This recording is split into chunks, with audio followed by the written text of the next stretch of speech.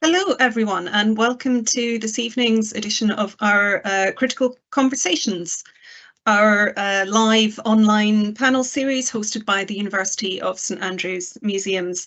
And this is a chance for us to discuss critical issues in the museum world and beyond. So please feel free to use the Q&A feature and we'll try and pick up those questions as we go through. We've got a really interesting panel here tonight, and we're focusing on the 250th anniversary of the publication in 1773 of Phillis Wheatley's poems on various subjects, religious and moral. And this is important for many reasons, which we'll be unpacking tonight, but one of them is it's the first book-length work of imaginative literature published by an African American. And we want to think tonight about what that book is doing in St Andrews, what it means for us to have it, what her poetry means, what it means for her to be a Black artist in the 1770s in both America and her reception in Britain. So to try to delve into some of these questions, I'm joined by a panel, and I'm going to introduce them all to introduce themselves in turn now. And we're going to start with Professor Tom Jones. Tom. Thanks very much, Elizabeth. So I'm Tom Jones. I teach and research in the School of English here in St Andrews, and my work focuses mostly on the 18th century. I've worked largely on authors in the first half of the 18th century, but I'm also now starting to think a bit more about the second half of the 18th century, the period in which Phillis Wheatley works. And I've been involved in working with Elizabeth and Jahzel, who you'll meet in a moment, in putting on an exhibit of the copy of Phillis Wheatley's poems that we have here in St Andrews. I'll pass you on to Jahzel. Hello, my name is Jahzel Asi, and I'm an undergraduate research intern for the 250th year anniversary of Phillis Wheatley's book publication, and I also study modern history and English. And I'll pass it on to Désha. Hello, thank you, Elizabeth and Tom and Jahzel, and for Sarah for organizing this as well. My name is Désha Osborne. I am a Chancellor's Fellow at Edinburgh University. I teach and research in literature and historical research into the 18th century and 19th century, the colonial Caribbean, but also in a broader sense, the African diaspora during this period. And I've taught Phillis Wheatley for several years now, and I'm really excited about this conversation. Thank you.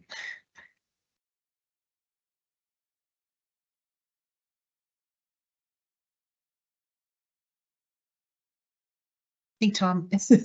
Yeah, Thank you very much for those introductions. And the first thing we'll do is just say a little bit more about who Phillis Wheatley was and what her career as a writer was like. As Elizabeth was saying, Phillis Wheatley published her book of poems on various subjects, religious and moral, in 1773. The book was published in London, although Wheatley herself was based in Boston, in Massachusetts, for most of her life. Other points, for some years of her life, she might have made extended visits to Rhode Island and possibly other of the states, but she was mostly in Boston. But she had to come to London to oversee the publication of her book because it proved it impossible to get the book published.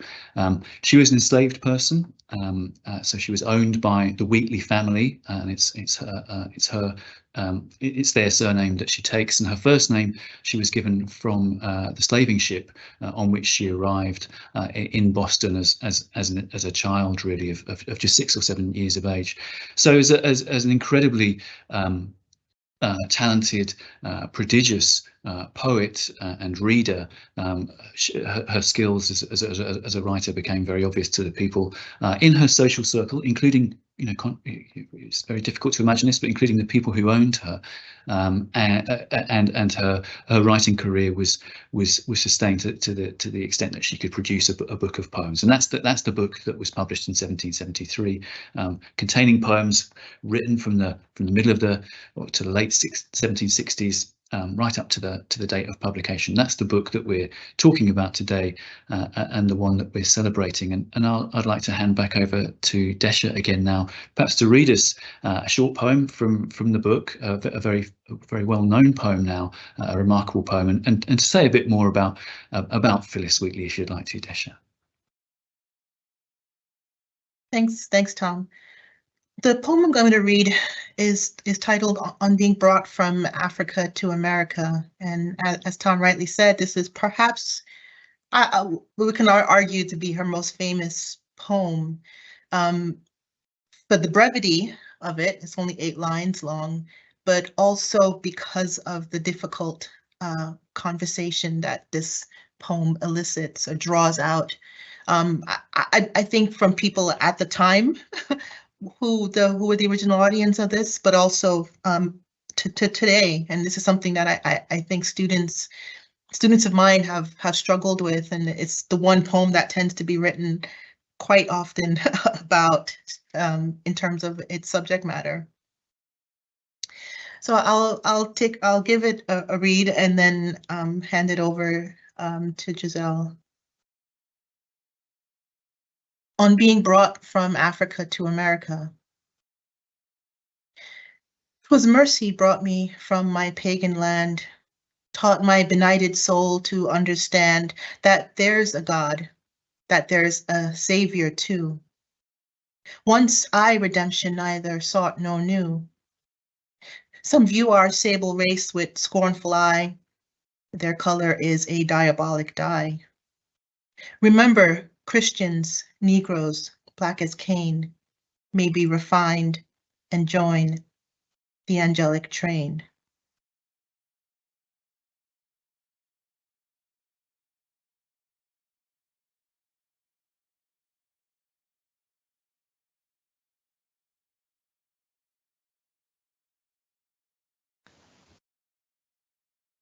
I think Jahzel is gonna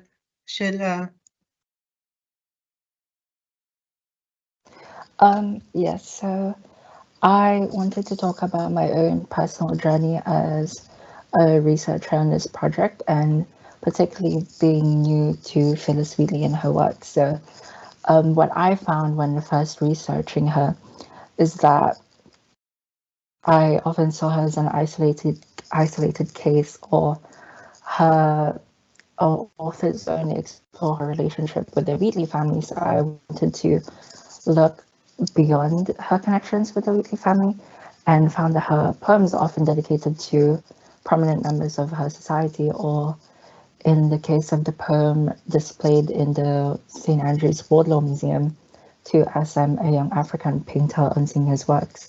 The only poem she has published in the book to be dedicated to another African and enslaved person. I wanted to branch out of that and look at her other connections, and found that her friendship with Obed Tanner from Newport allowed for a lot of the preservation of her letters, especially as Tanner cherished their friendship and saved the letters for over 50 years, and upon her death entrusting them to another person before they found their way to the Massachusetts Historical Society. So I think it's quite important to highlight her personal connections as well, and to kind of widen the scope and research beyond Wheatley and her enslavement, and also the analysis of her works. And now I'll pass on to Tom about the history of the book and the collection.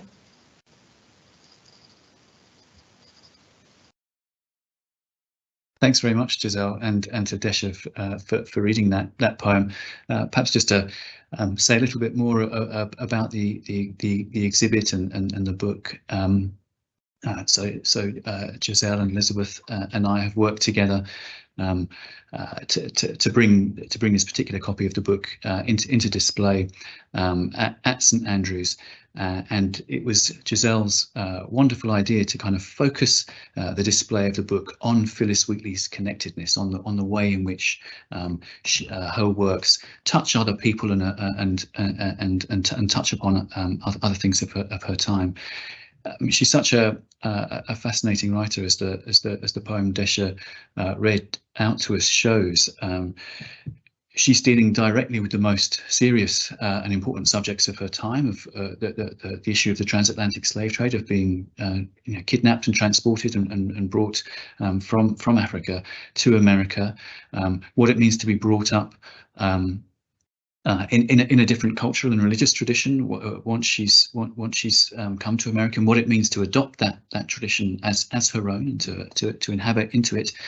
And then she does some really amazing things in that poem, I think, of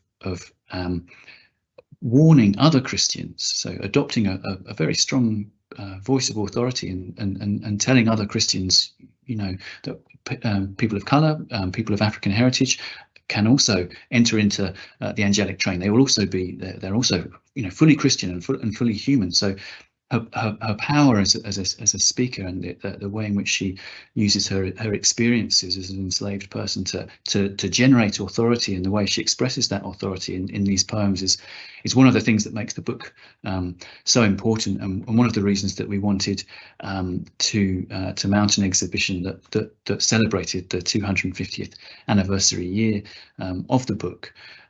And to explain a little bit more about how St Andrews comes to have this book and when we got it and so on, I'll pass back on to Elizabeth.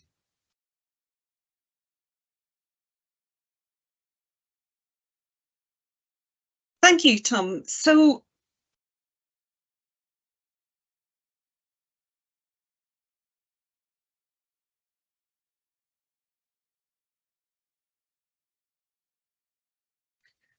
thank you, Tom. So I'm the Rare Books Librarian here at the University of St Andrews, and that means that my job is to curate the collection of rare and early printed books that we have.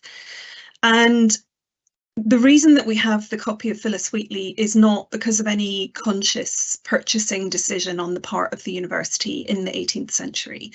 The university, like other British universities at the time, like several other British universities at the time, was entitled to claim a copy of books which were what's called registered at Stationers' Hall. And this is an early kind of copyright protection, that if a publisher registers their publication of a work at Stationers' Hall, then they will get certain amounts of protection against piracy or theft and so on after that. And it's a complex process. Not everybody chooses to register every work at Stationers' Hall.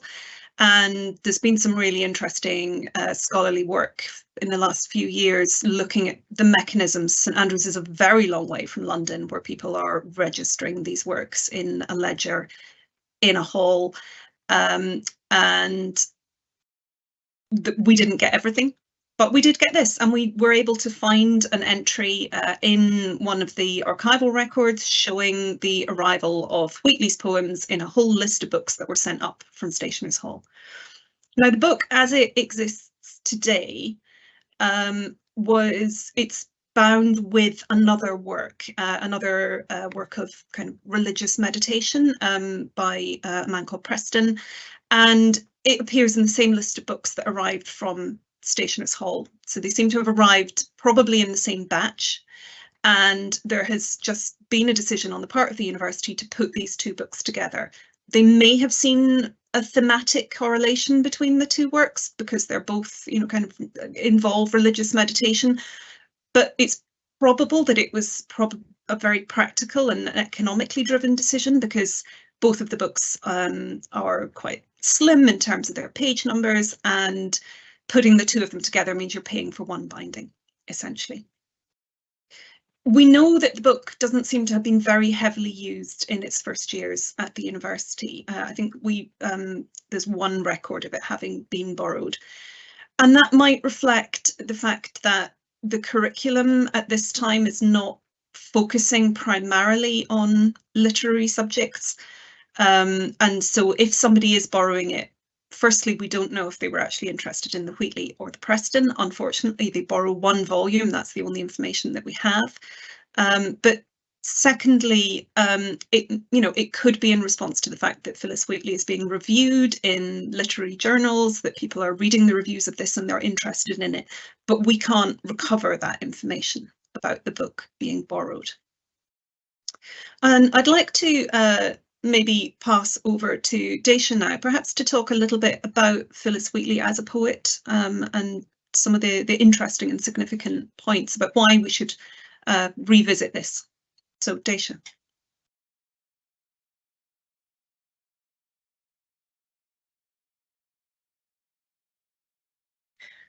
Thank you, Elizabeth. Yes, it's this very fascinating kind of journey of this book.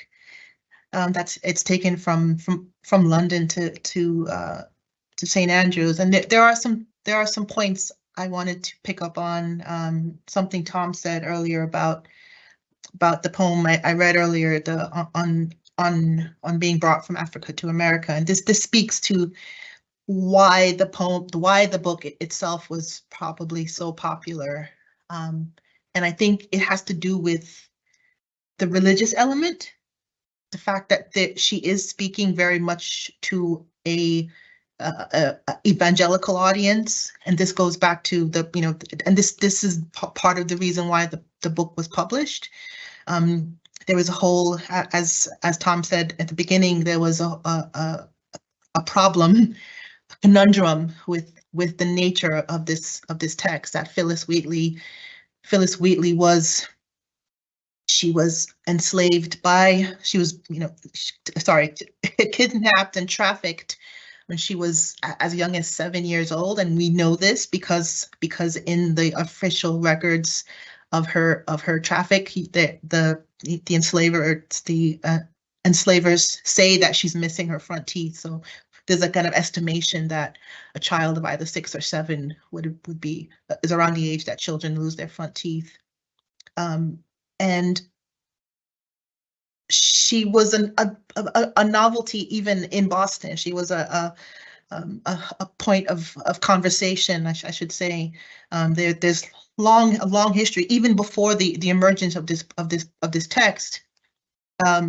As early as 1767, she was publishing poems in the newspaper, the local newspapers in New England, the Newport Mercury and the Boston, one of the kind of local Boston newspapers that John Wheatley was sharing, as well as his wife Susanna.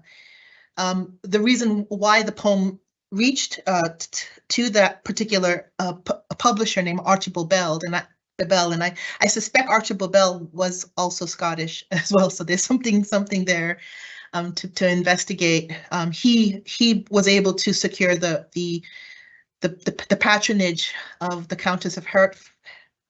I'm sorry, I forget which countess she was of, but I think it's Hertfordshire or Hertfordshire.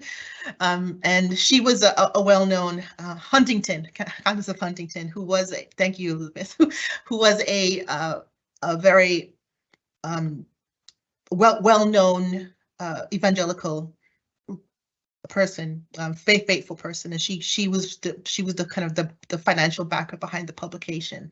So the fact that it's being bound and sent to Scotland, or arrived in Scotland and was bound with a book of sermons, it shouldn't come as a surprise. And once you read through the poems, one thing that should stand out is the realization that so many of these poems are of mourning. So many are speaking to death. Either she's speaking to someone who has died, like Samuel Marshall or George Whitefield. These are well-known, prominent people in Boston, or she's speaking to, she's sharing a moment of mourning with others, in which she's saying these words of comfort and peace to parents who've lost children. This is a common thread throughout the poems, and I think a good percentage of that does it. As far as the poems themselves, I mean, she's writing within the neoclassical style, and I think Tom can also kind of speak to this as well. You know, a lot of her poems are written with, you know, in heroic couplets, and some of her other well-known poems, like On Imagination, speaks to that. Is kind of engaging with that genre.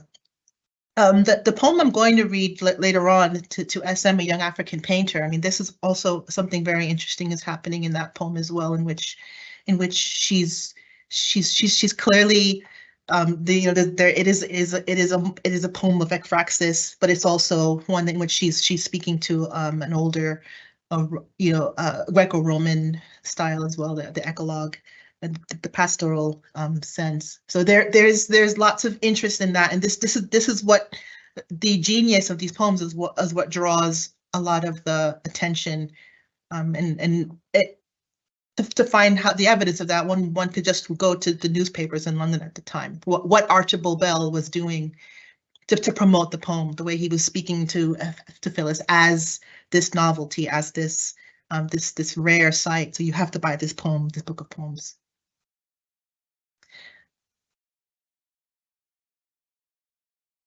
Tom, I think you're going to jump in here.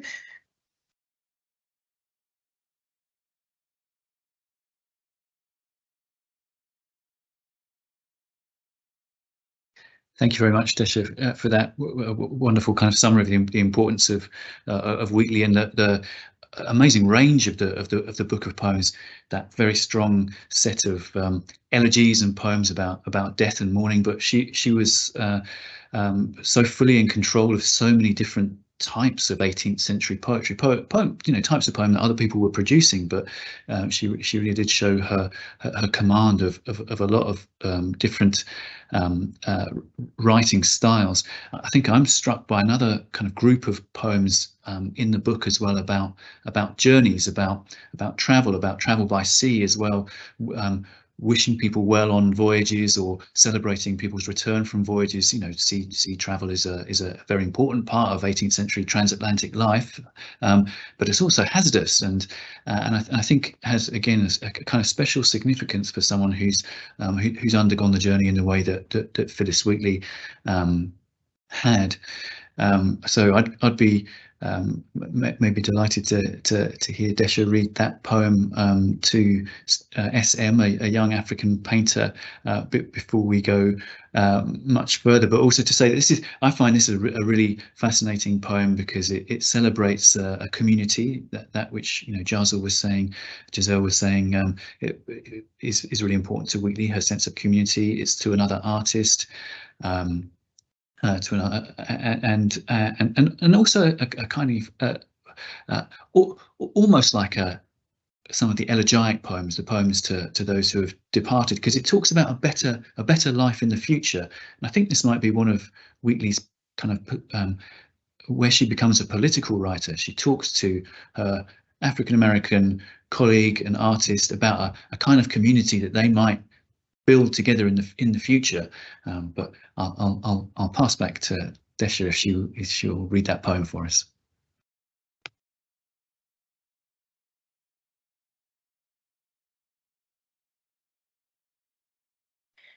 To SM, a young African painter, on seeing his works. To show the laboring bosom's deep intent and thought in living characters to paint, when first thy pencil did those beauties give, and breathing figures learnt from thee to live, how did those prospects give my soul delight, a new creation rushing on my sight? Still, wondrous youth, each noble path pursue, on deathless glories fix thine ardent view. Still may the painter's and the poet's fire to aid thy pencil and thy verse conspire. And may the charms of each seraphic theme conduct thy footsteps to immortal fame. High to the blissful wonders of the skies, elate thy soul and raise thy wishful eyes. Thrice happy when exalted to survey that splendid city crowned with endless day, whose twice 6 gates on radiant hinges ring, celestial Salem blooms in endless spring. Calm and serene, thy moments glide along, and may the muse inspire each future song. Still, with the sweets of contemplation blessed, may peace with balmy wings on your soul invest. But when these shades of time are chased away, and darkness ends in everlasting day, on what seraphic pinions shall we move and view the landscapes in the realms above? There shall thy tongue in heavenly murmurs flow, and there my muse with heavenly transport glow. No more to tell of Damon's tender sights, or rising radiance of Aurora's eyes, for nobler themes demand a nobler strain, and purer language on the ethereal plane. Cease, gentle muse. The solemn gloom of night now seals the fair creation from my sight. I'm going to hand over to Elizabeth.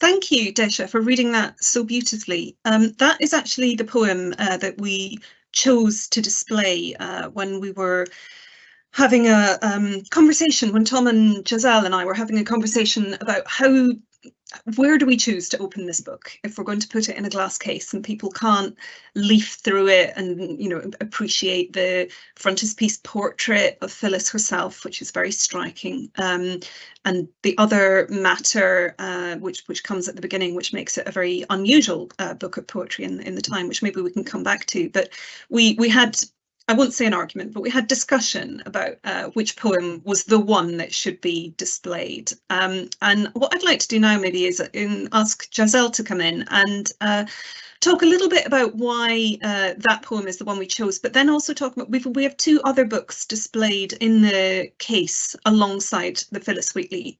She is in the centre, but then we have 2 other books, and I wonder if you'd like to tell everybody what we chose and why, and then I'll open it up a little bit for discussion to Tom and Désha about the reasons why we've chosen those books and the kind of the dialogue that they are having with each other. So Jahzel, over to you. Yes, thank you, Elizabeth. So when deciding for the poem we wanted to focus on, firstly we decided that we wanted Phillis's work to actually speak for herself, and we decided against displaying her portrait. We wanted to give visitors to the museum to have a chance to see a first edition of her copy that's been in the St. Andrews collection since 1773. So picking 2SM, a young African painter, on seeing his work was a choice we made because it engaged greatly with the concept of producing art, as well as how it engaged in a wider conversation of how enslaved peoples or minoritized voices do not need to produce great works of art to justify their humanity. So in particular, Jefferson's notes on the state of Virginia claimed that the compositions published under Phillis's name were below the dignity of criticism, and this contrasted the letters of Ignatius Sancho, stating that Phillis's poems do credit to nature and put art merely as art to the blush. So having those contrasting opinions on the actual work itself, we hope to engage the visitors who do see the display into a wider conversation about the importance of Phillis's work in provoking such discussions in the late 1700s and beyond, also the legacy of her work as inspiration to future Black and minoritized voices in how they project their own identity through poetry. And now I will pass on to Tom.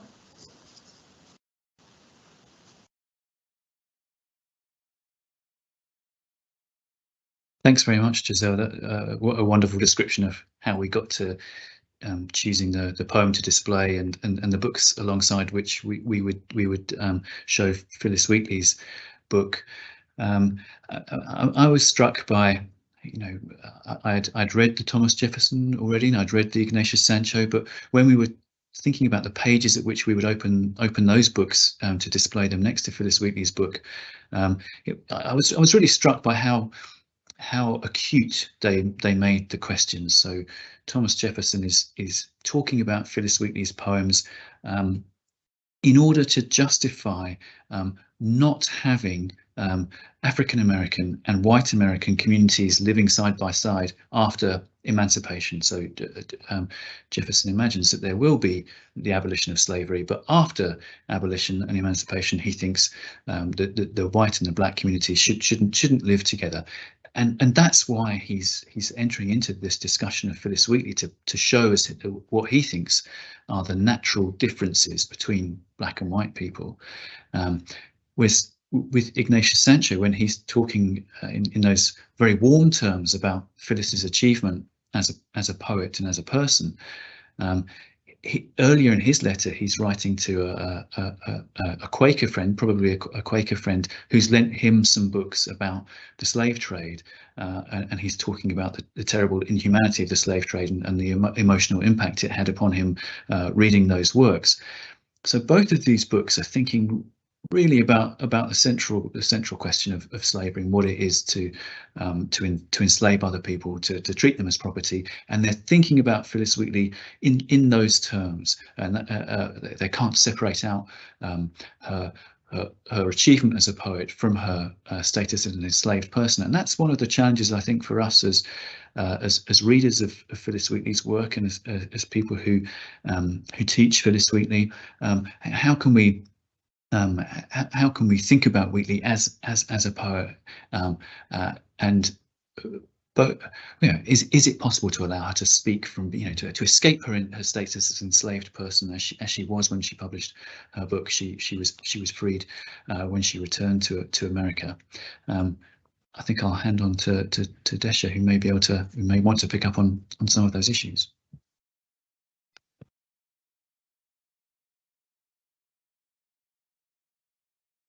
Thank you, Tom. That was an interesting layout of how we can start to talk about this in conversation with other writers and thinkers at the time. And as someone who teaches, who taught these poems in America, that were just, like, I think, really fascinating, a fascinating exercise in itself, because there is an assumption about what movements like the Enlightenment were supposed to be, and Thomas Jefferson has always stood as the kind of symbol of that, right? He is seen as the most intelligent president that the country's ever had, most intellectual and engaging, I should say. And that there's this kind of undercurrent of his own failings, and what we see in that response is Jefferson basically engaging with the major Enlightenment thinkers at the time. Kant, oddly enough, there's like a sort of 10-year difference in between each. You have David Hume sort of setting the conversation with one of his essays on national characteristics, and he makes this almost polygenesis statement about people of African descent being an entirely different species, and there's no way of them ever arriving or kind of bringing themselves up to that intellectual equality with Europeans. And then 10 years later, in 1763, you have Kant kind of drawing from that and making a kind of even stronger statement, right, about saying that particularly about African descended people in America will never have thought beyond that of trifling. You know, there's only kind of mimicry and you know, nothing imaginative. And then you have Jefferson kind of being the kind of good Enlightenment thinker he is. He's kind of he's picking up on this as well and making this statement that wouldn't have been surprising to those around him, except the, you know, and I'm going to, you know, come back to Archibald Bell, the publisher of the text, because he almost had a response ready for them with that, because before the book was published in 1772, he made sure that, and this is not a, you know, good story either, but he made sure that Phillis was examined, or, you know, put on trial basically by the most preeminent men in Boston, including Scipio Moorhead's enslaver John Moorhead. There's a lot of you know, John Hancock, I think, was also one on that on that Inquisition, and their response is like one of the first things published. It's one of the first things you counter when you open the book. After you see the frontispiece, you see her picture, then you see the preface by John Wheatley, and then you see this statement by all of these, you know, a mixture of loyalist and revolutionary figures in New England, kind of all attesting to Phillis Wheatley having this particular unique genius. So I think, you know, because the way that the display is seen, I haven't seen it yet, but once we understand how the display is laid out, it's interesting, because we don't get to see that but in the beginning, but we can see that poem where she's engaging, she's showing that there is a presence of a community and there are artists and thinkers. She's not alone, right? Her genius is not solitary, and if it was, then it would be almost okay for her to have the attention and then to move on back to the normal ways of life, you know, enslaving African people. But the presence of men like Scipio and the response by men like Ignatius Sancho kind of proves otherwise. I think Elizabeth?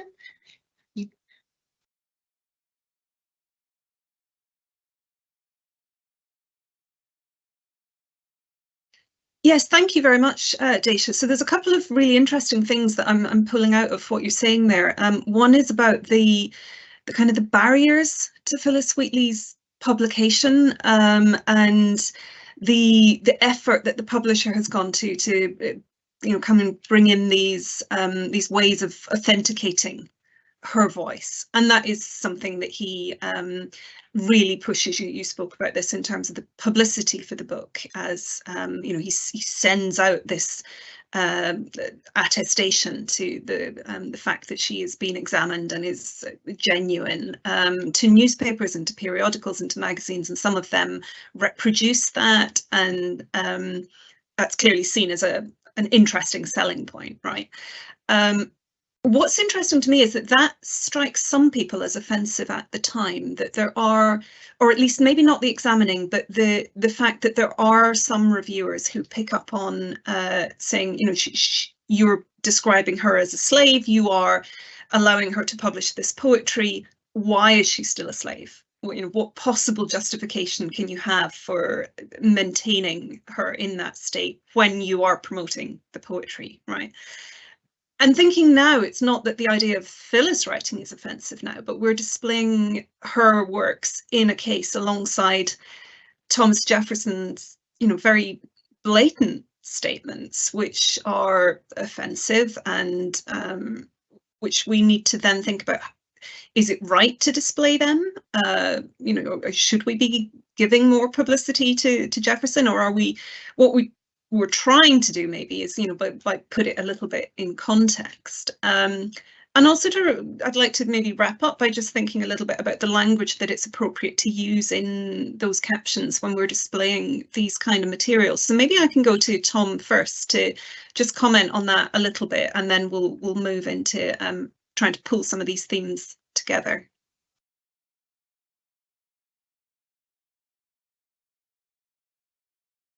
Thanks very much, Elizabeth. Yes, so as Désha was saying, Jefferson's the great intellectual of his age, one of the great intellectuals of his age, and one of the great intellectual politicians of American history, and is steeped in Enlightenment literature and philosophy, and his notes on the state of Virginia come out of that tradition. But really, that tradition, as Désha was saying, philosophically, is a racist tradition. It's a tradition that, in one way or another, whether it's by asserting that, as Désha was saying, that the polygenesis thesis, that there are different races with different origins and almost different species, or whether it's a kind of softer form of racism which says that, you know, climate and so on in different parts of the world forms character in radically different ways, and therefore we have moral characters which are, you know, typical of Africa or of South America or of Asia and so on, around which political institutions develop and so on. But this Enlightenment philosophizing about the different kinds of people that there are in the world is basically racist, and so we decided that we would use the term racist to describe Jefferson's discussion of Wheatley in the context, because that's entirely the point, really, is to recognize in Jefferson's thinking that there are differences between black and white people, and he's trying to give evidence for his case by discussing Phillis Wheatley. So even though whether or not Thomas Jefferson or any other historical personage from 18th century America can or should be described as racist, is still a controversial point and attracts discussion online and in the scholarly world as well. We thought that was the appropriate terminology to use when writing a label for the book, and to describe what we thought Jefferson was trying to do there.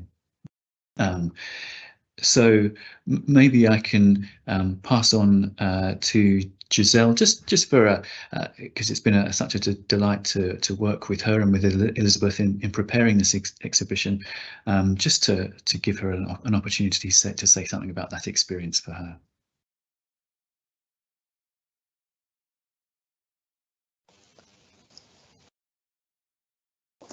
Yes, so in describing my experience with the Phillis Wheatley project, I quite enjoyed learning more about Phillis because I completely knew nothing about her work or who she was a year ago, and I went in with kind of a fresh perspective on her works, and it's been an amazing journey of just looking at different copies of her book and how far it traveled, because it really showed that her impact was not minimized in Boston or specifically in America, and I think it's important to highlight that as well.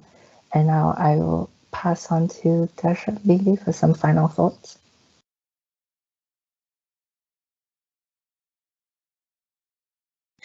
Thanks, Jahzel. That was and I have to say, I mean, I'm obviously the outlier here in this project. I'm just kind of I can't wait to see this exhibition, and I'm glad for these opportunities within the museum, particularly for chance to people to see that there is a kind of a conversation that's not ended, one that's ongoing, and I hope at some point people can kind of not take the book home, but kind of give it a read, look through, have a chance to see what this work was doing, and I'm also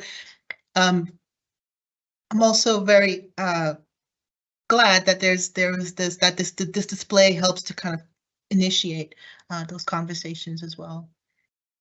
It's not over. I think the conversation is just definitely going to keep going, but I think Elizabeth, maybe you want to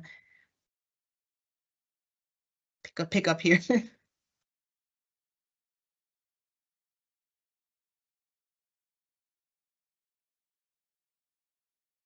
think sadly I might have to pick up on all of our behalves for Elizabeth because we're out of time now. But and so one thing I'll do is thank the other panelists very, very much indeed for the conversation that we've just had. It was wonderful to be joined by you, Désha, and to have the benefit of your experience as a researcher and a teacher of Phillis Wheatley and related literatures of the 18th century. Thank you so much for joining us and sharing them with us, and likewise to Jahzel and Elizabeth, with whom it's been such a great pleasure to work on the exhibit. We hope that people who are in striking distance of St Andrews might be able to get to the museum and see the exhibit. It's open 7 days a week, free entry, 11 till 7, Monday to Friday, and then 10 to 5 at the weekends. So please do try and get in there. There's also an online exhibit relating to the book, with which we're able to flesh out a bit and do some more comparative work with other copies of Phillis Wheatley's book and some other material relating to the book in St Andrews and elsewhere. So please do check that out if you get the chance. That's promoted, that link, you can find it on the website of the Wheatley Peters project, which is run by colleagues at the University of Georgia and Texas Christian University. And they've been kind enough to host a link to our project on their website. I think that's all I have to say, but thanks also to the technical team for supporting us through the critical conversation, and it's just been a great learning experience for me, both to engage in this conversation tonight and also to work on the exhibit more generally. So thank you all.